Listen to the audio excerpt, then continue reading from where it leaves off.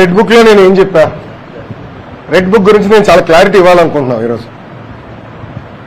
నా ప్రతి స్పీచ్ చూడండి, ఎవరైతే చట్టాలు ఉల్లంఘించి కార్యకర్తల్ని ప్రజల్ని ఇబ్బంది పెట్టారో వాళ్ళని నేను వదిలిపెట్టాను అని స్పష్టంగా హామీ ఇచ్చాను.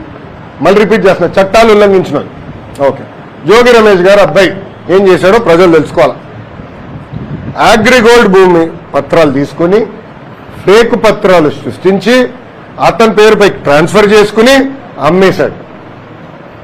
అగ్రిగోల్డ్ బాధితులు చాలా మంది ఇప్పటికీ ఇబ్బంది పడుతున్నారు, వాళ్ళకి రావాల్సిన డబ్బులు ఇంకా చాలా ఉన్నాయి. అగ్రిగోల్డ్ భూములపైన ఫేక్ పత్రాలు సృష్టించి అమ్మేశాడు, డబ్బులు సంపాదించాడు. అంటే యాక్షన్ తీసుకోకూడదా తెలుగుదేశం, జనసేన, భారతీయ జనతా పార్టీ ప్రభుత్వం? రేపు లిక్కర్లో కూడా యాక్షన్ తీసుకుంటాం, ఇసుక దండాల్లో కూడా యాక్షన్ తీసుకుంటాం.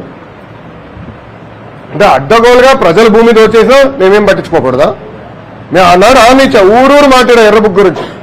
ప్రజలకి నేను హామీ ఇచ్చా, ఎవరైతే చట్టాన్ని ఉల్లంఘించారో వాళ్ళని నేను వదిలిపెట్టే ప్రసక్తే ఉండదు అని నేను ఊరూరు మాట్లాడాను స్వామి.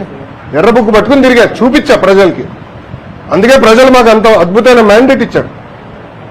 దాని ఒక్కోళ్ళే కాదు, అందరం కలిసికట్టుగా పోరాడడం, దాంట్లో భాగంగా రెడ్ బుక్ ఒక మ్యాండేట్ మాకు. నేను ఊరూరు చూపించా రెడ్ బుక్, నేను ప్రతి పబ్లిక్ మీటింగ్లో చూపించా. ప్రజల నిన్న ప్రతి నియోజకవర్గంలో మేము గెలిచాం. సో ప్రజలు మాకు అంత క్లియర్ మ్యాండేట్ ఇచ్చారు. సో ప్రజలు కూడా చాలా క్లియర్గా ఉన్నారు, ఎవరైతే తప్పు చేశారో వాళ్ళు వదిలిపెట్టొద్దని క్లియర్గా చెప్తున్నారు. అదే అమలు చేస్తాం.